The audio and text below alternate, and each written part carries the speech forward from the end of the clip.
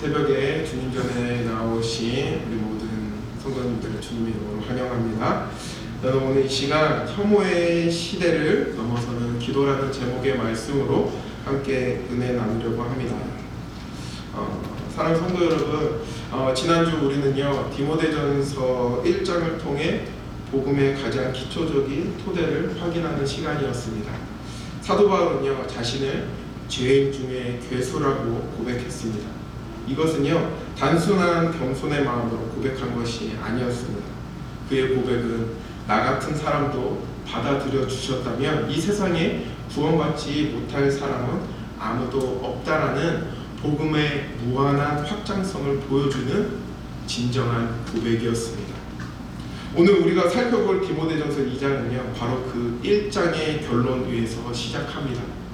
만약 복음이 죄인 중에 괴수라도 그조차도 괴수조차도 변화시키는 능력이 있다면 그 복음을 가진 교회는 세상 속에서 어떤 모습으로 살아가야 하는지 그것에 대해서 오늘 바울은 이야기하는 것입니다. 오늘 사도 바울은요 이제 개인의 구원을 넘어 공적인 예배와 공동체가 가져야 될 태도에 대해서 이야기하는 것입니다. 본론으로 들어가기 전에요 우리가 살고 있는 이 시대의 풍조를 잠시 살펴보겠습니다. 예일대 로스쿨 교수이자요 정치적 부족주의의 저자인 에미 추아라는 사람은요 오늘날 우리 시대를 가리켜 부족주의의 시대라고 정의했습니다. 무슨 말일까요? 과거에는요 이념이나 국가가 사람을 묶어주었다면요 이제는 정치적인 성향, 성별, 인종, 경제적 수준, 심지어는 자신들이 소비하는 브랜드에 따라 각자의 부족을 형성한다는 것입니다. 그리고 그 형성된 부족에 담장 너머를 향해 끝없는 혐오를 쏟아내는 시대가 바로 지금의 시대라는 것입니다. 내 편은 절대 선이고 반대편은 절대 악이다라고 하는 것이 오늘날 뉴스와 소셜미디어를 지배하는 정서인 것입니다. 세상은 점점 편파적으로 변화했습니다. 나와 다른 사람을 향해 배제와 분노를 그 한계를 넘어선 지 오래되었습니다. 그런데 오늘 본문 1절을 보십시오. 바울은요 이 분열된 세상을 향해 그리고 그 세상 한가운데 서 있는 에베소 교회를 향해 아주 단호한 명령을 내리는 것입니다. 1절입니다. 그러므로 내가 첫째로 권하노니 모든 사람을 위하여 간구와 기도와 도구와 감사를 하되. 바울은요 너희와 코드가 맞는 사람을 위해서만 기도하라 하지 않습니다. 너희에게 이익이 되는 사람을 위해서 기도하라고 하지도 않습니다. 모든 사람을 위해 기도하라고 이야기하는 것입니다. 여기서 모든 사람이라는 것은요 문자 그대로 예외가 없는 인류 전체를 의미하는 것입니다. 이것은요 당시 에베소 교회 상황에서 볼 때 굉장히 혁신적인 혁명적인 말이었습니다. 그뿐만 아니라요 혐오의 시대를 사는 오늘 우리들에게도 마찬가지 말씀입니다. 도대체 복음이 무엇이기에 우리와 나와 다른 심지어 나를 미워하는 사람들을 위해 기도하라고 예배하는 것일까요? 오늘 저는 본문을 통해 복음이 만드는 새로운 공동체의 모습을 세 가지 차원에서 제시하고 싶습니다. 첫째, 기도의 범위인 것입니다. 왜 우리는 원수 같은 권력자들을 위해서 기도해야 할까요? 둘째, 형제, 남자들의 태도입니다. 무엇이 남자들의 예배를 가로막고 있는 것입니다. 셋째, 여자들의 태도입니다. 무엇이 여성들의 예배를 변질시키고 있는가입니다. 다시 1절과 2절을 보겠습니다. 우리 함께 읽을까요? 시작! 그러므로 내가 첫째로 권하노니 모든 사람을 위하여 간구와 기도와 도구와 감사를 하되 임금들과 높은 지위에 있는 모든 사람을 위하여 하라. 이는 우리가 모든 경건과 단정함으로 고요하고 평안한 생활을 하려 함이라. 바울은요 모든 사람을 위해 기도하라고 하면서요 구체적으로 누구를 위하여 기도하라고 이야기하고 있습니다.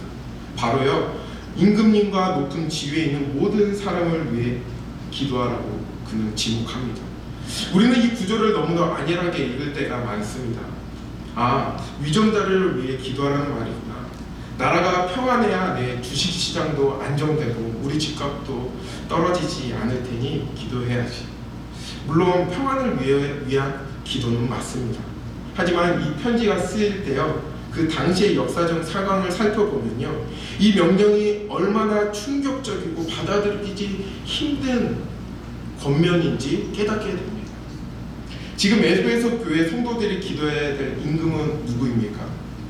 역사적으로 살펴보면요, 아마 이 시기는 로마의 폭군 네로의 통치가 있었던 시대였거나 적어도 황제의 숭배를 강요하며 기독교를 핍박하던 권력자들이 득세하던 때였습니다. 그들은 성도들을 잡아다가요, 원형 경기장에 사자박으로 던져버렸습니다. 또한 그들을 잡아서 십자가에 매달아 인간 횃불로 삼던 자들이었습니다. 그런데 바울은요, 지금 핍박받는 성도들에게 말하는 것입니다. 너희를 죽이려는 그 황제를 위하여 기도하라. 그를 위해 감사하라. 아니, 이게 무슨 미친 소리입니까? 죄송합니다. 강단에서 미친 소리를 한다는 것이, 이것은 에베소 교인들에게요, 아마 굉장히 미친 소리처럼 들렸을 것입니다. 저주하며 그들을 원망해도 시원치 않을 파며 그들을 향해 간구와 감사를 하라는 바울의 권면이 그들은 아마 받아들이지 못할 상황이었을 것입니다.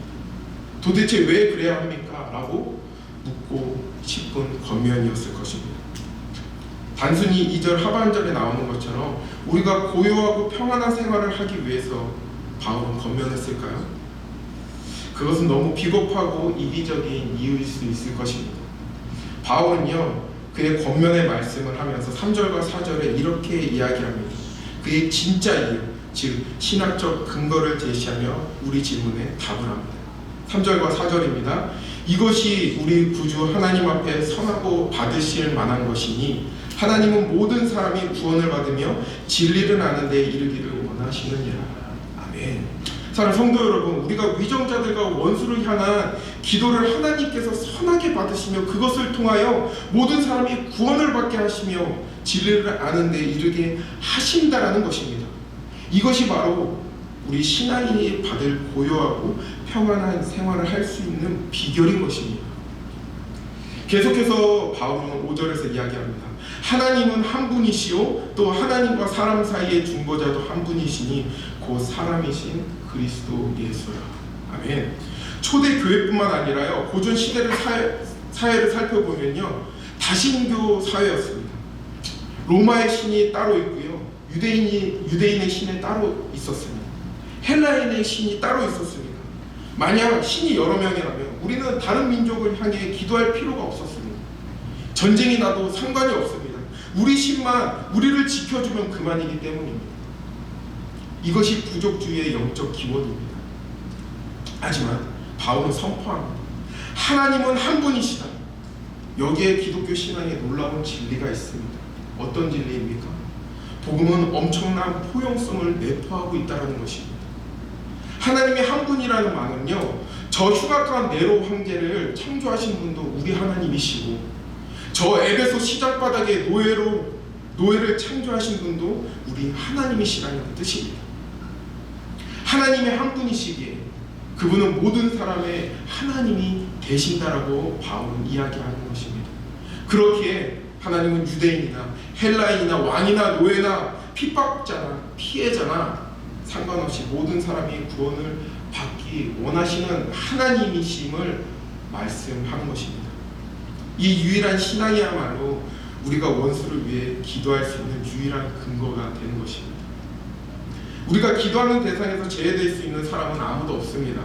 왜냐하면 예수 그리스도께서 6절의 말씀처럼 모든 사람을 위하여 자기 자신을 대속물로 주셨기 때문입니다. 성도 여러분, 세계 2차 대전 당시에요, 나치 수용소의 가족을 잃고 기적적으로 살아남은 코리텐붕 여사의 이야기를 아십니까?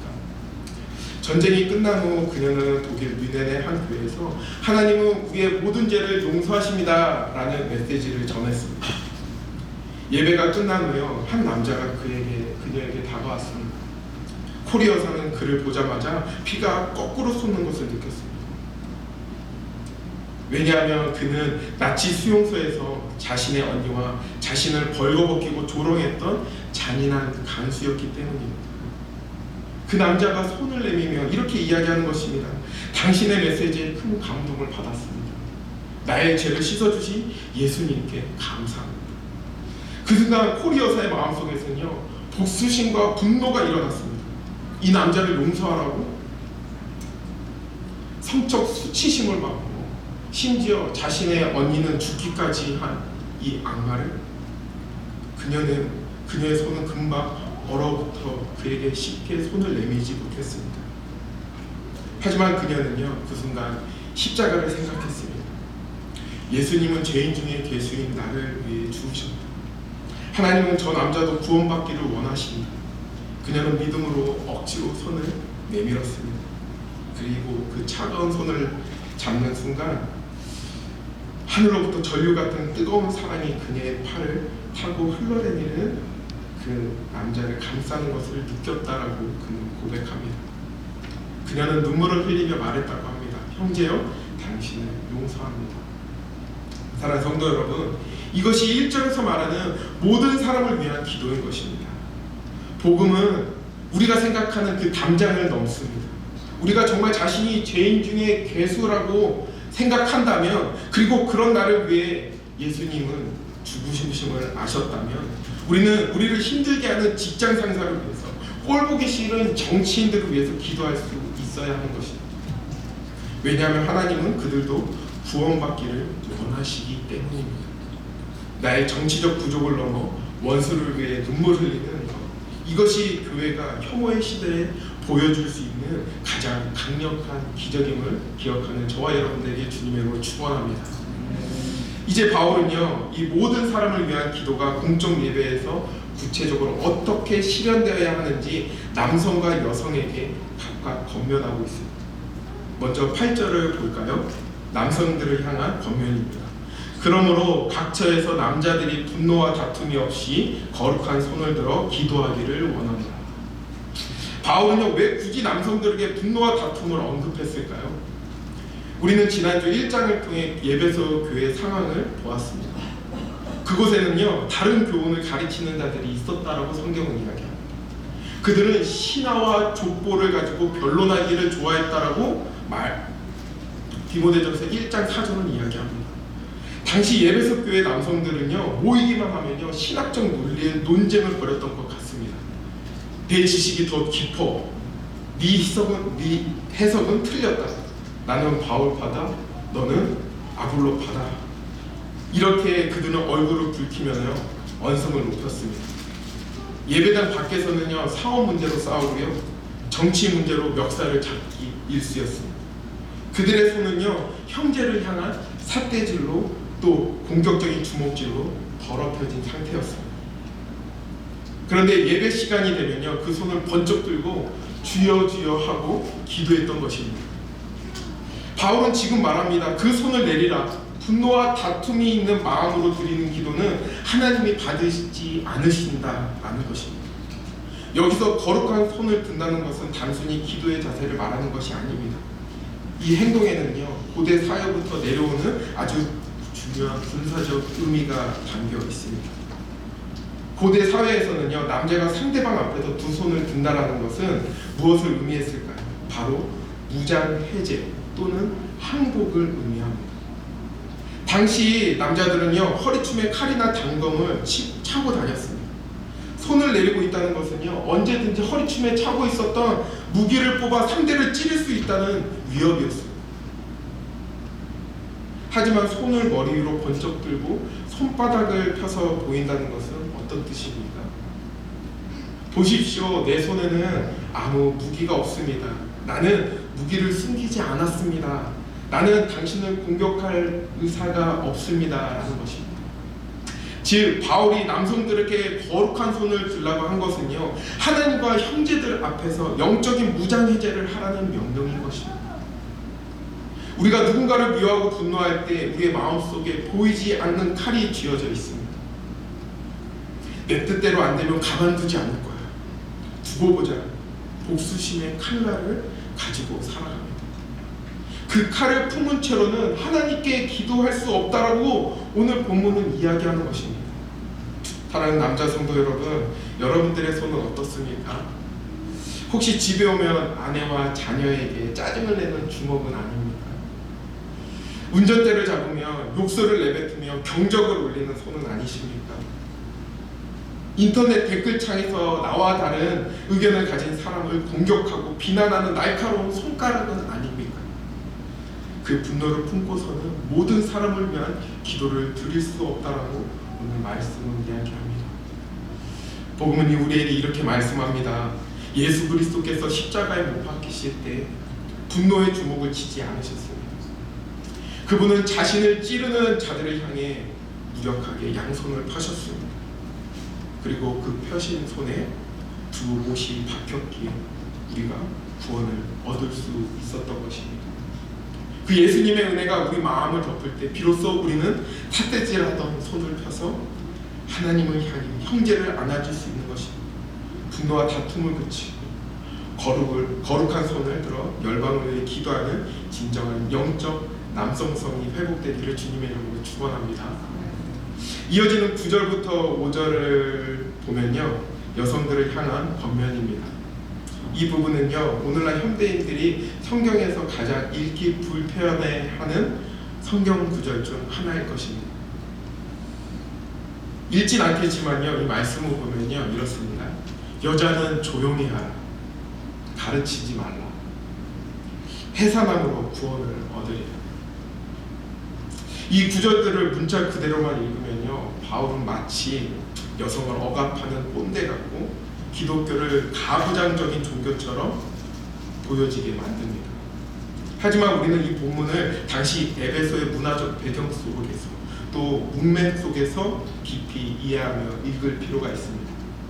바울은 지금 여성을 억압하는 것이 아니라 복음 안에서 질서와 진정한 아름다움을 말씀하고 있는 것입니다. 9절을 볼까요? 또 이와 같이 여자들도 단정하게 옷을 입으며 소박함과 정절로서 자기를 단장하고 따은 머리와 금이나 진주나 값진 옷으로 하지 말고. 당시 에베소는요, 아르테미스 여신을 섬기는 도시였습니다. 특별히 굉장히 부유한 무역 도시였죠. 당시 상류층 여성들은요, 자신의 부와 권력을 과시하기 위해서 머리를 높이 따 올리고 금과 보석으로 치장했다고 합니다. 역사 기록에 따르면요, 당시 유행하던 머리 스타일을 하는 데에만 몇 시간이 걸렸고 그 비용은요, 서민들의 몇 달치 월급, 심지어 몇 년치 연봉에 해당하는 비용이었다고 합니다. 문제는 이 부유한 여성들이 교회에 올 때 문제가 생기는 것입니다. 그 화려한 복장을 그대로 하고 왔다는 것입니다. 이것은 단순히 예쁘게 꾸미지 말라는 금욕적인 지침이 아닙니다. 이것은 예배의 본질에 관한 문제인 것입니다. 가난한 성도들이 하루 벌어 하루 먹기도 힘든 상황 속에서 예배하러 왔는데 옆자리에 앉는 자매는 집 한 채 값에 보석을 두르고 앉아있는 것입니다. 이때 그 예배는 하나님을 만나는 자리가 아니라 나를 내어 보이는 패션쇼가 되고 상대적 박탈감을 느끼게 하는 계급 투쟁의 장이 되어 버렸다는 것입니다. 오늘의 상황으로 바꿔볼까요? 우리는 인스타그램 시대를 살고 있습니다. 많은 SNS를 보면요, 모든 여성이 완벽해 보입니다. 완벽한 몸매, 비싼 가방, 화려한 호텔에서 휴가. 사람들은 끊임없이 자신의 외모와 소비를 과시하며 나는 너희보다 행복해, 나는 너희보다 우월해, 나는 잘 살고 있어 라고 외칩니다. 이것이 현대판 따은 머리와 금과 진주인 것입니다. 그런데 교회가 이런 세상의 문화를 그대로 답습한다면 어떻게 될까요? 교회에 올 때 명품으로 치장하고 외모를 사람으로 평가하며 끼리끼리 어울린다면 그것은 교회가 아니라 사교 클럽인 것입니다. 바울은 말합니다. 자매들이여, 세상의 방식대로 너의 가치를 증명하려 하지 말라. 너의 진짜 아름다움은 명품 로고에서 나오는 것이 아니라 하나님을 경외함과 하나님께서 보여주신 그 선행을 따라 살아갈 때 나오는 것이다 라고 10절에서 이야기하는 것입니다. 이것이 복음을 하는 여인들의 품격인 것입니다. 껍데기를 결정하지 않고 내면의 성품으로 빛나는 것, 이것이 진짜 아름다움이라고 성경은 이야기하는 것입니다. 계속해서 11절 12절을 한번 볼까요? 여자는 일체 순종함으로 조용히 배우라. 여자가 가르치는 것과 남자를 주관하는 것을 허락하지 아니하노니 오직 조용할지니라. 굉장히 불편한 말씀이 아닐까요? 당시 에베소 종교적 상향을 알아야 합니다. 에베소의 주신인 아르테미스 숭배에서는요, 여성 사제들이 절대적인 권력을 가졌던 종교였습니다. 그들은요, 남성을 지배하고 주관하는 것을 당연하게 여겼습니다. 성경학자들에 따르면요, 당시 교회 안에 들어온 일부 여성들은 이러한 이교적인 습관을 버리지 못하고 있었다라고 이야기합니다. 그들은 아직 기독교 진리를 제대로 알지 못하면서 1장에서 언급된 거짓 교사들의 꾀임에 빠져 교회 질서를 어지럽히고 남성 지도자를 가르치려고 들거나 소란을 피웠다는 것입니다. 그래서 바울은 조용히 배우라라고 권면하는 것입니다. 이것은 여자는 무식해야 된다는 말이 아닙니다. 당시 유대교나 헬라 문화에서요, 여성은 배움의 기회조차 박탈 당했습니다. 그러한 상황 속에서 여성도 배워야 한다는 바울의 권면은요, 가히 혁명적인 선언이라 할 수 있을 것입니다. 단 지금은 나서거나 가르치거나 권위를 휘두를 때가 아니라 진리 안에서 겸손하게 배울 때라는 것입니다. 여기서 남자를 주관한다는 헬라어 단어는요, 성경에서 딱 한 번 쓰인 단어인데요, 단순히 리더십을 발휘한다는 뜻이 아니라 폭력적으로 권위를 탈취한다, 자기 마음대로 휘두르다, 지배한다는 매우 부정적인 뉘앙스를 가진 단어입니다. 바울은 창조의 질서, 아담과 하와를 이야기하여 들어 교회 내의 영적 질서를 존중할 것을 요구하는 것입니다. 이것은 남성이 여성보다 우월해서가 아닙니다. 하나님께서 가정과 교회에 세우신 질서와 역할의 차이를 인정하라는 것입니다. 복음은 남녀를 평등하게 구원하지만 이 평등이 곧 역할의 동일성이나 무질서를 의미하는 것이 아니기 때문입니다. 계속해서 15절을 보겠습니다. 그러나 여자들이 만일 정숙함으로 믿음과 사랑과 거룩함에 거하면 그의 해산함으로 구원을 얻으리라. 이것이 여자는 아이를 낳아야만 구원을 받는다는 뜻일까요? 그렇다면 독신 여성이나 불임 여성은 구원받지 못합니다. 말도 안 되는 말입니다. 성경은요, 오직 믿음으로 구원받는다고 가르칩니다. 이 구절의 핵심은요, 소명의 회복인 것입니다. 당시 영지주의 이단자들은요, 결혼은 더러운 것이고 출산은 악한 것이고 영적인 여성이 되면 가정을 버려야 한다라고 가르쳤습니다. 디모데 4장 3절에 이렇게 가르치고 있어요. 바울은 이에 맞서 아니다, 여성들이 하나님이 주신 소명인 가정과 양육의 자리를 믿음으로 지켜낼 때 그것이 곧 구원받은 백성의 증거가 된다라고 말하는 것입니다. 즉 구원의 조건이 아니라 구원의 열매로서 가정의 소중함을 강조하는 것입니다. 결국 바울이 여성들에게 하고 싶은 말은 이것입니다. 아르테미스 여신 숭배자처럼 남성을 지배하려고 하지 말고 화려한 외모로 자기를 과시하지 말고 그것은 세상의 방식이다. 하나님이 주신 질서 안에서 선행과 거룩함으로 너희의 구원을 증명하라는 것입니다. 사랑하는 성도 여러분, 말씀을 맺겠습니다. 오늘 본문에서 바울은요, 남성과 여성 그리고 모든 성도에게 아주 높은 수준의 예배 태도를 요구합니다. 너희를 핍박하는 원수를 위해서 기도하라. 자존심 싸움을 멈추고 분노 없는 거룩한 손을 들라. 사치와 과시욕을 버리고 선행과 순종으로 단장하라. 솔직히 말씀드리면요, 이 모든 것이 우리의 힘으로 가능한 것일까요? 우리의 능력으로 원수를 위해 기도하며 나의 능력을 내려놓고 항복할 수 있을까요? 우리의 본성은요, 여전히 내 편만 챙기고 싶고 욱하는 성질을 참지 못하며 남들에게 내가 얼마나 잘났는지 보여주고 싶어 안달나 있지 않습니까? 하지 말라는 율법으로는요, 우리를 결코 구원할 수 없다라고 성경은 이야기합니다. 그래서 우리에게 5절의 고백이 절실하게 필요한 것입니다. 우리 5절 다시 한번 읽을까요? 시작. 하나님은 한 분이시요 또 하나님과 사람 사이의 중보자도 한 분이시니 또 사람이신 그리스도 예수라. 아멘. 예수님을 바라보십시오. 그분은 우주의 왕이셨지만 이 땅에 오셔서 가장 낮은 자리에서 천한 자들과 함께 친구가 되셨습니다. 죄인의 원수를 위해 기도하셨습니다. 그분은 십자가 위에서 자기를 조롱하는 자들의 분노를 온몸으로 받아내시면서 분노의 주먹을 쥐지 않으시고 용서의 손을 펴셨습니다. 그분은 하늘의 모든 영광과 보석을 버리시고 벗겨진 채로 십자가에 달리심으로 우리의 수치를 가려준 가장 아름다운 옷이 되셨습니다. 예수 그리스도의 중보가 있었기에 죄인 중에 괴수였던 우리가 하나님 앞에 나와 예배할 수 있게 된 것입니다. 이 놀라운 은혜를 아는 자만이 번할 수 있는 것입니다.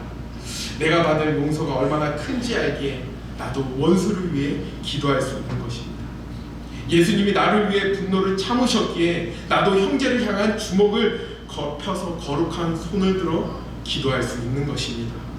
예수님이 나의 진정한 아름다움이 되셨기에 더 이상 명품과 외모로 나를 증명하려 애쓰지 않아도 되는 것입니다. 사랑하는 친노벨의 아름다운 교회 성도 여러분, 교회는 이 세상의 축소판이 되어서는 안 됩니다. 세상은 혐오하고 차별하며 과시하고 싸우지만 우리 교회는 달라야 하는 것입니다. 우리는 예수 그리스도의 피로 사신 새로운 인류인 것입니다. 이번 한 주간 여러분들의 기도의 지경이 넓혀지길 주님의 이름으로 축원합니다. 나와 다른 사람, 나를 힘들게 하는 사람, 아니 이 나라와 열방을 모든 사람을 품고 기도하십시오. 분노를 거두고 화평을 위하여 심으십시오. 허영을 버리고 선행을 심으십시오.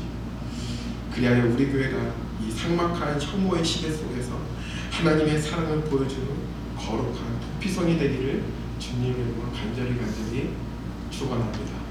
기도하시겠습니다. 사랑과 은혜가 풍성하신 하나님 아버지 감사드립니다.